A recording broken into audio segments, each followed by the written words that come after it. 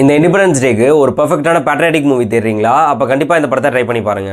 இன்னைக்கு cinema of the டேல 2007ல் பாலிவுட்லேருந்து ஒரு ஸ்போர்ட்ஸ் ட்ராமாவாக ரிலீஸ் ஆன ஜக் தே இந்தியா படத்தை பற்றி தாங்க பார்க்க போகிறோம். இதோட ஸ்டோரி பார்த்தீங்கன்னா, ஷாருக் கான் இந்தியா ஹாக்கி டீமோட கேப்டனாக இருந்திருக்காரு.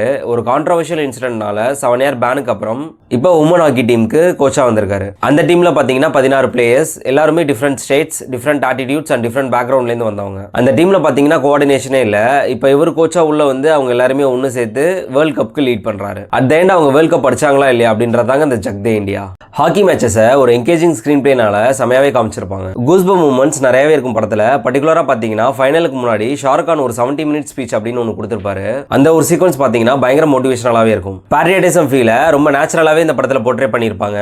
அது மட்டும் இல்லாம உமன் எம்பவர்மெண்ட் பத்தின ஒரு ஸ்ட்ராங்கான சோஷியல் மெசேஜுமே இந்த படத்துல இருக்கும். டிஃப்ரெண்ட் ஸ்டேட்ஸ்ல இருந்து டிஃப்ரெண்ட் லாங்குவேஜ் பேசக்கூடிய கேரக்டர்ஸ் எல்லாருமே இருந்தாலுமே டீம் இந்தியான்னு ஒன்று சேர்ற அந்த ஒரு மூமெண்ட் பாத்தீங்கன்னா சூப்பராகவே இருக்கும். ஷாருக் கானோட இந்த கபீர் கான் கேரக்டர் பாத்தீங்கன்னா ரொம்பவே மெமரபிளா இருக்கும். ஸோ ஸ்போர்ட்ஸ், உமன் எம்பவர்மெண்ட், பேட்ரியாட்டிசம்னு எல்லாமே சேர்ந்து இந்த இண்டிபெண்டன்ஸ் டேக்கு ஒரு பர்ஃபெக்ட் வாட்சாக இந்த படம் இருக்கும்.